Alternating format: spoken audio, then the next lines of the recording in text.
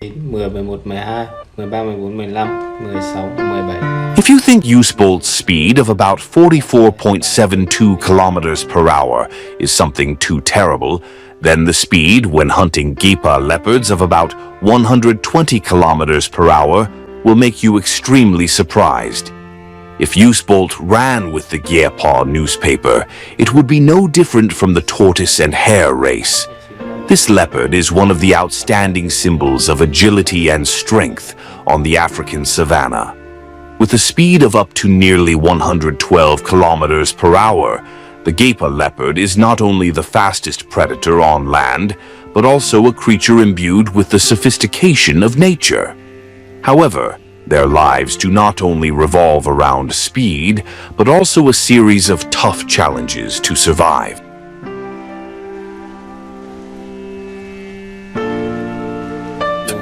Born to hunt Gepa leopards were born for one purpose: to hunt agile prey like Thompson's gazelles. Their bodies are perfectly designed for speed. Their long legs, strong muscles, flexible spine, and long tail help them maintain balance when making sudden turns. Every time they accelerate, Gepa leopards can reach terrifying speeds in just a few seconds, making it difficult for their prey to escape their claws. However, this speed cannot be maintained for long. After less than a minute of sprinting, Gepa's body will heat up quickly. Their body temperature increases, forcing them to stop to recover for about half an hour before continuing to hunt. This makes each hunt a gamble, where the Gepa leopard must calculate exactly when and how to approach its prey.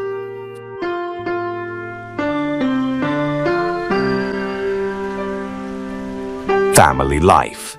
Gepa leopard families usually have 2 to 4 cubs, more than the average for other cats.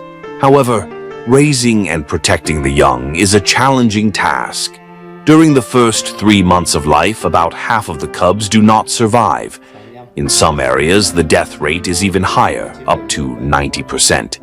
This is the period when the young are most vulnerable, becoming targets of larger predators such as lions, hyenas, or even birds of prey. To protect their babies, mother leopards often hide their cubs in bushes or caves during the first month of life. They constantly move where they live, usually every 4 to 5 days, to avoid being detected by other predators. This caution is necessary to ensure the safety of the children.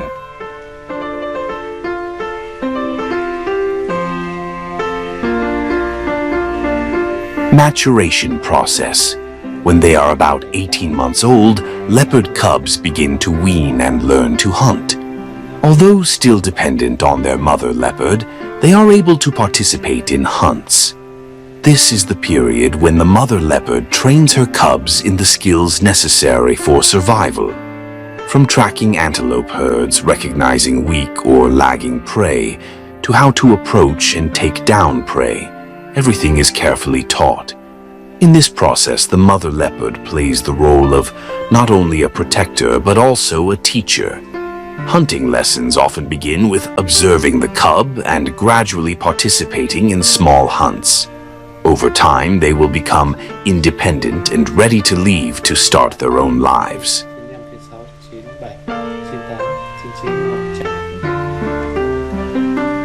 Challenges from the environment. The Gepa leopard's life not only faces other predators, but is also under pressure from the environment. The decline of the African savanna due to human land exploitation, illegal hunting, and climate change has reduced the number of Gepa leopards in the wild. Currently, they are listed as vulnerable species in need of protection. One of the biggest challenges is competition with larger predators. Although they are excellent hunters, Gepa leopards do not have the strength to protect their prey from lions or hyenas. Therefore, they often have to eat quickly before their food is robbed. A day in the life of a mother leopard and her cub. Today, a mother leopard took her 4 cubs to a cool hiding place. After making sure there was no danger around, she let her cubs rest in the shade. The cubs, with their shaggy fur and black spots, are still very small and weak. They played, practicing jumps and short sprints, while the mother leopard vigilantly observed every move. When the sun started to set, the mother leopard decided to go hunting. It spotted a herd of Thompson's gazelles grazing in the distance. A small antelope lagged behind, becoming an ideal target. The mother leopard gently approached, each step making no noise. Then, with terrifying speed, it rushed forward. The chase lasted only a few seconds, and the gazelle could not escape its claws.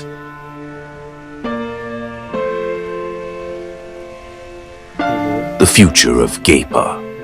Despite facing many challenges, Gapa newspaper remains a symbol of resilience and adaptation. Conservation efforts, such as establishing nature reserves and minimizing human-wildlife conflicts, are helping to improve the species' chances of survival. However, the future of the Gapa leopard depends greatly on whether we can protect their habitat or not. Gapa leopard is not just an animal, they are a testament to the magic of nature, an image of speed, strength, and endurance. Their lives on the African savanna are a story of a never-ending struggle to survive, a story we need to listen to and protect.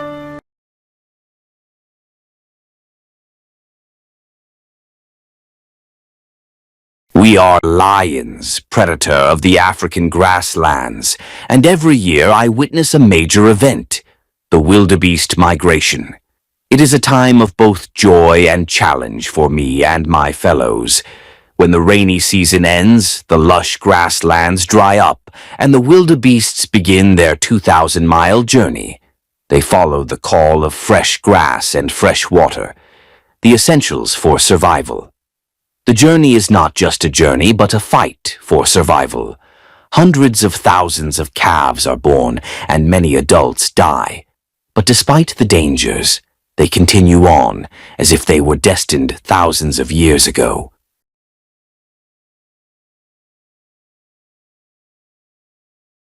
For us, the migration season is a great opportunity.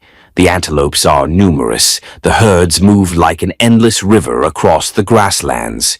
That is the easiest time for us to hunt. We often target weak calves or old ones. With just one accurate pounce, we can fill our bellies after long days of hunger. But the migration season also brings challenges.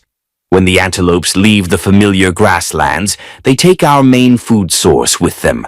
Sometimes we have to move with them, overcoming unfamiliar and dangerous terrain. Rivers full of crocodiles, dry fields, all are no small challenge for predators like us.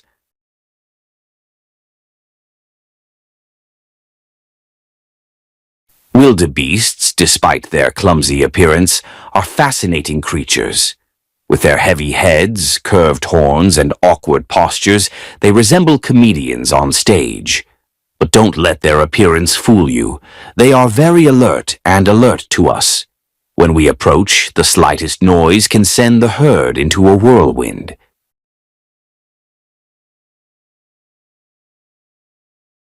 In May, we see the male wildebeests begin to fight for territory and mating rights. These fights are not only a display of strength, but also a declaration to us. We are ready to protect the herd. But no matter how strong they are, they cannot escape our instincts. By June, the herd split into small groups, each led by a dominant bull. These bulls have fought countless battles to prove their strength. This makes us wary because they are not only numerous but also well organized. The wildebeest migration is a lesson in the balance of nature. They are the main prey of us, the leopard, and many other predators. But their huge numbers ensure that nothing can diminish the herd's existence. On the contrary, our hunts help to eliminate the weak, so that the herd becomes stronger. As summer sets in, the ground cracks, and more than 1 million wildebeest leave the arid lands of Sengi, kicking up dust across the grasslands. They head north through the scrub forests in search of green grass and fresh water. There they pause, mark their boundaries, and then resume their relentless journey. The opportunities and pitfalls of hunting during the migration season. In July, the wildebeests approach the rivers and dry lakes. We know this is a good time to hunt. The wildebeests jostle for water at the riverbanks, and more than a few are pushed into the water, into the ambush of crocodiles. But sometimes the chaos also makes them more alert, forcing us to wait patiently.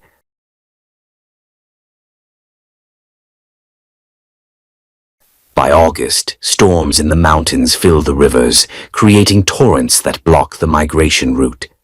We see the antelopes plunging into the water, the weak ones swept away, others stuck in the mud, never to rise again. But most make it through, leaving their carcasses to become a feast for crocodiles and vultures. In September, the grass on the grasslands withers under the scorching sun, then bursts into flames, filling the sky with smoke. While the fires do not harm the antelopes physically, they do make food scarce. We see the antelopes forced to move faster, heading north, where they hope to find greener grass. In October, heavy rains come, reviving the land in the south, making the grasslands lush again. The antelopes begin their return journey. But unlike when they set out, they no longer travel in large herds, but instead split into small groups, covering the ground. We also see antelopes that are unlucky enough to suffer from circling disease caused by maggots from flies that enter the brain. These sick animals become easy targets for hyenas and wild dogs. It is the law of nature. The weak never survive. The journey of life and death. The newborn wildebeests have to learn to run after just a few minutes. But on the return journey, they face the risk of losing their mothers when crossing large lakes. We see mothers swimming back and forth looking for their calves, while the calves gradually weaken and sink to the bottom of the lake. But that is the price that nature must pay to maintain balance. The carcasses of dead wildebeests become an abundant food source for fish and flamingos, creating a complete ecological chain.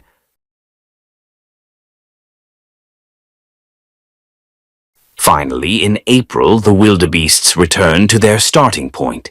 They have traveled thousands of kilometers, leaving a deep mark on the land and in our minds. Soon, a new journey begins, and we, as always, will continue to observe, wait, and hunt in the endless cycle of nature.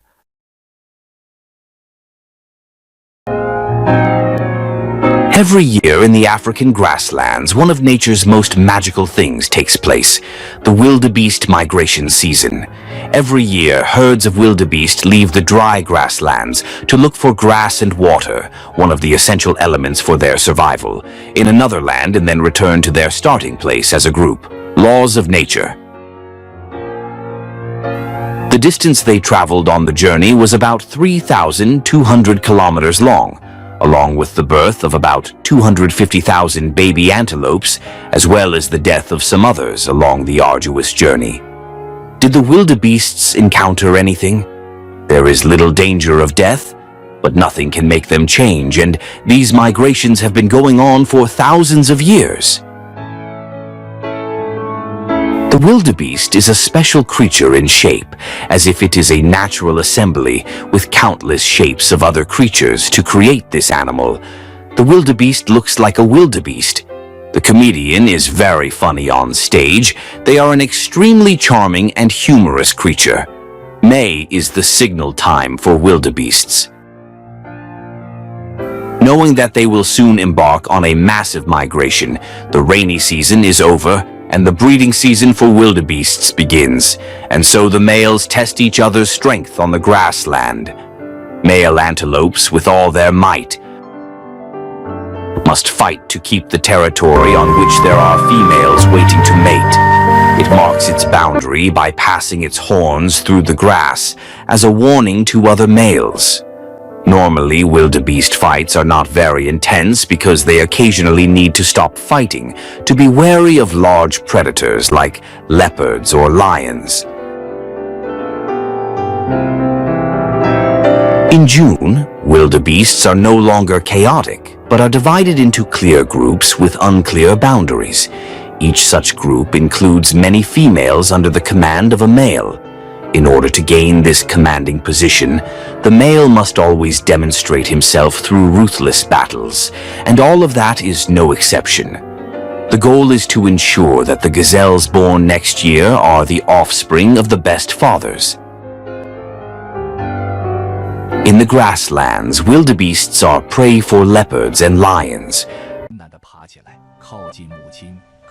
15, 16, 17, 18, 19, 20, 21, 22, 23, 24, 25. Mafina's story before becoming the Lion King of the African savannah was a difficult childhood, with a crippled leg that prevented him from walking normally. And as the weakest lion in the pride, he was always abandoned by his mother. 28, 29, 30, 31, 32, 33, 34, 35, 36, 37, 38, 39.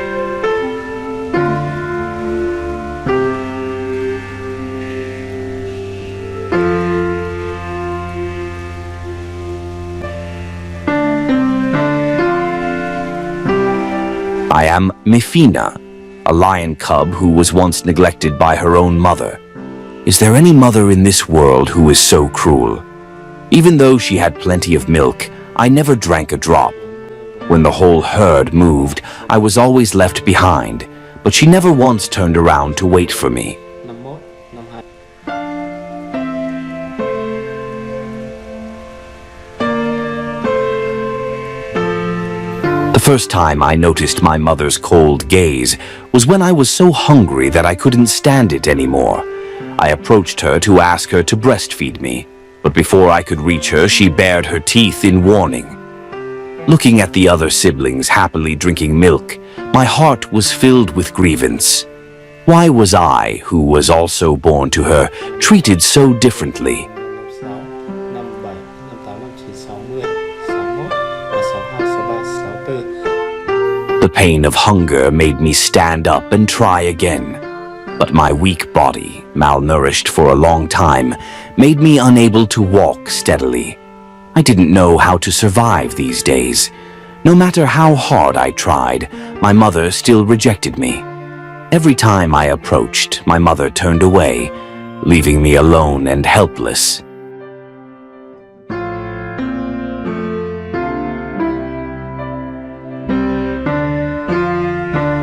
I didn't understand. Didn't a tiger eat its own cub? So why did my mother treat me like that? I was just an unlucky lion cub, born with a disabled leg. But I also longed for a happy childhood, to be loved by my mother like my other siblings.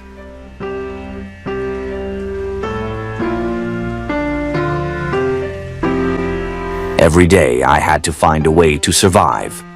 When the pack rested, I took the opportunity to practice walking to keep up with everyone. But my disabled leg quickly left me behind. Facing the cruel reality alone, I relied on the scent and footprints of the pack to find my way. Finally, before dusk, I caught up. But my mother was still cold, not encouraging me at all. My siblings also treated me like air. I was used to this, but my heart still ached.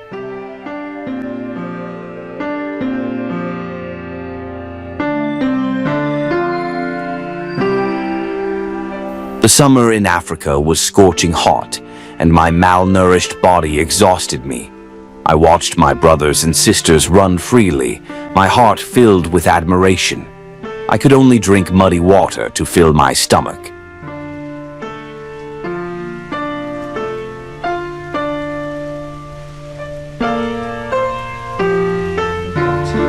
Then one day, when the herd reached the stream, I also wanted to drink water.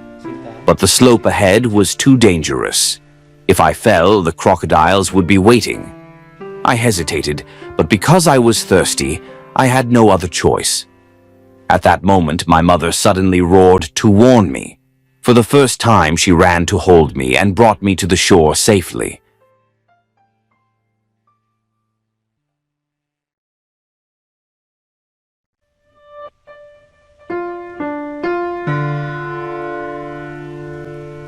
I couldn't believe it.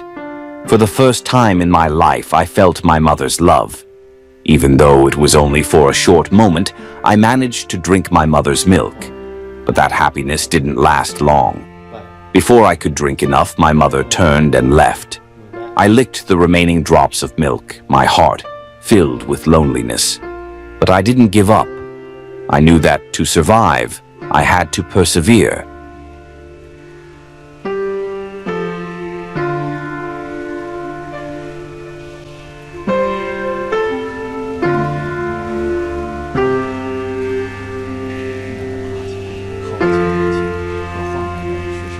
Finally, my efforts paid off.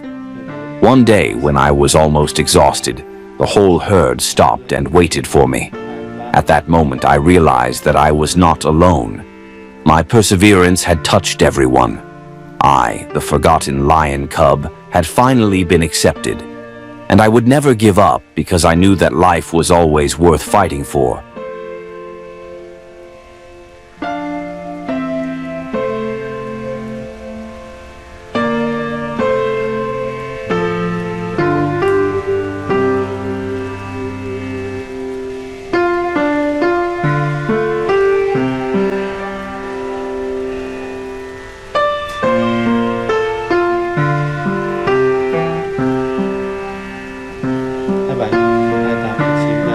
That day, my pride of lions was moving across a vast grassland. With my crippled leg, I could not keep up with the quick pace of the pride. I tried to run, but my weak legs made me fall further and further behind.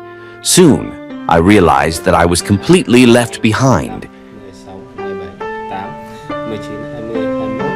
It was late afternoon, and darkness began to fall.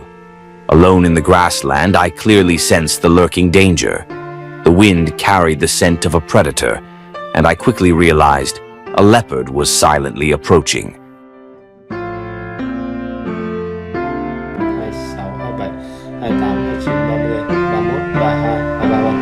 At that moment, I heard the sound of splashing water. A huge figure emerged from the river. It was a huge hippo. The hippo chased the leopard and saved my life.